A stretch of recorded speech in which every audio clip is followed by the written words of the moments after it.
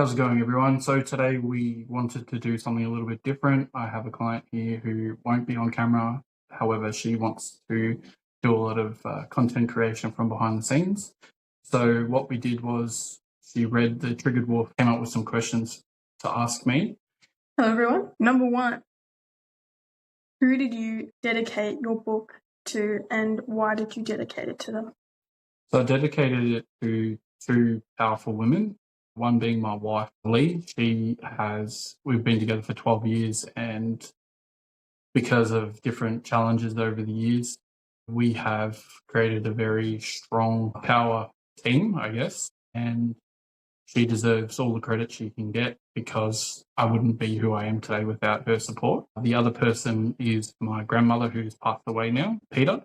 She was a very powerful woman, had a lot of different challenges in her life, and I was very grateful before she passed away to sit down with her and have conversations, very in-depth conversations with her to understand her life, her journey, and what led her to be in certain situations. And we were able to come to some very powerful conclusions and some very powerful maps to understand the challenges that she faced, and a lot of her issues that she had with certain people had actually nothing to do with her. She just didn't have the tools or resources to help herself, which is a big part of what I do today, is ensuring that other people have the tools I wish she had back when she was 20, 30 years old.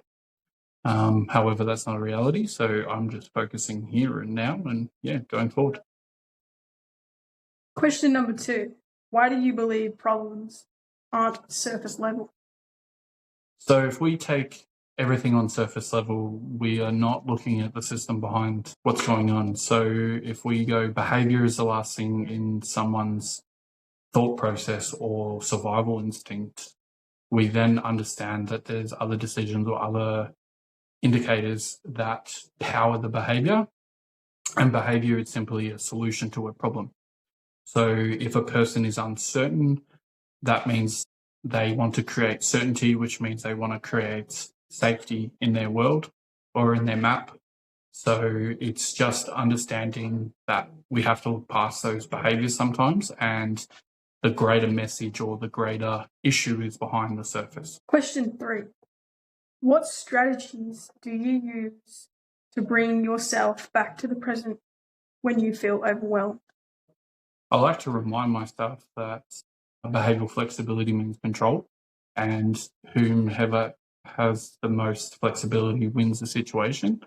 So if I'm dealing with someone who's very rigid in their thinking or very rigid in their behaviour, the more flexible I can become in the situation or the set of circumstances means that I'm able to come out the other side with better results, and also that it then empowers me to show them by having that flexibility that I can use that as a tool as well to show them that being rigid doesn't mean that you're going to get what you think you want.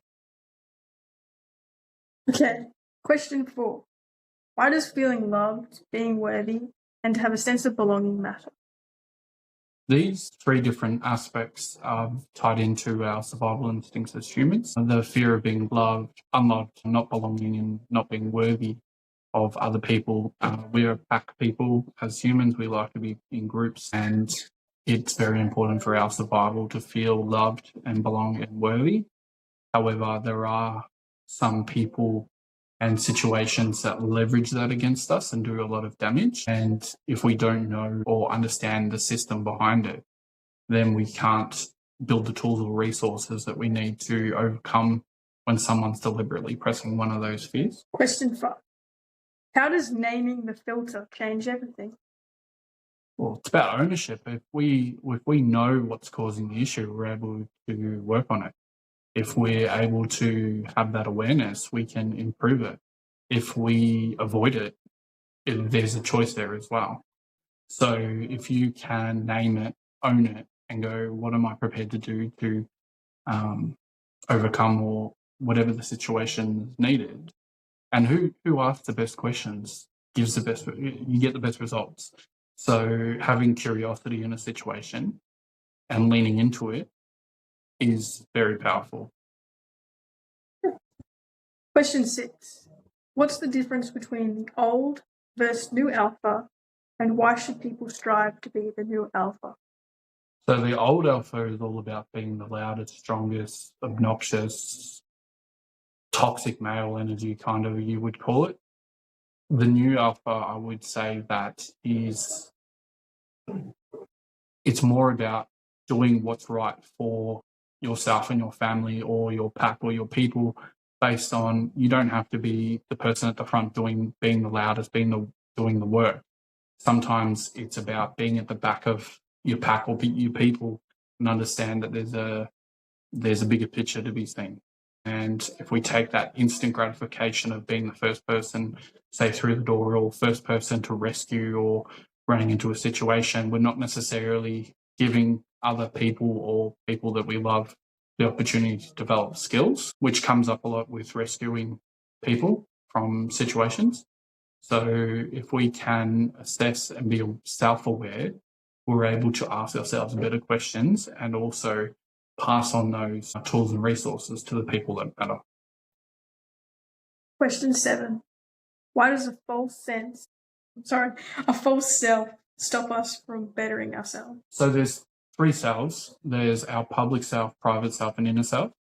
The issue that I see, or the pattern I see, is that a lot of people create a false self in the public's situations, and we pretend to be what we're not, and we create conflict with our inner self. And a lot of people have avoidance, or they use certain things to distract that inner voice or inner self. So taking or understanding that in order for us to be solid and have that solid foundation, we need to find all 3 selves to be in line with each other. Question 8. Why does discipline alone not create real change? The same reason as force. Using too much force will burn you out in the long term. However, it feels great in the short term. However, understanding that we make small little improvements over time will have the greatest impact, because we're not going to burn ourselves out. We're going to look at today and go, what was the one thing that I got done today that's going to have the most impact in doing that, and building those skills over time. However, there's no results that are obvious today, but tomorrow we have better options in situations. Question 9. Why does emotional leadership matter?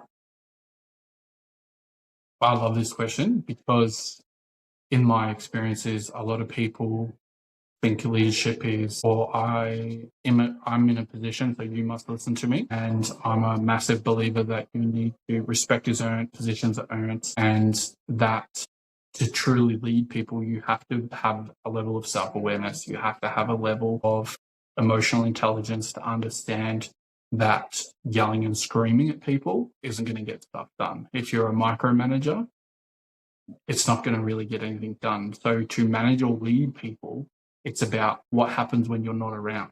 You shouldn't have to chase people around to get stuff done. You should empower them so you don't have to worry. You know that that person's going to do what they need to do when you're not there. And I hold that into everything I do. So my number one goal is to make myself redundant in my one-on-one stuff. Last question, number 10.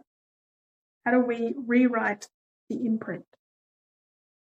So the imprint years are very, very powerful years that we take. It's the first 7 to 10 years of life. We learn and absorb like a sponge from our parents how to survive, what we need to be loved, belong, and worthy. And what happens is we take that imprint years and we use it in our teens and then our early 20s and 30s and so forth.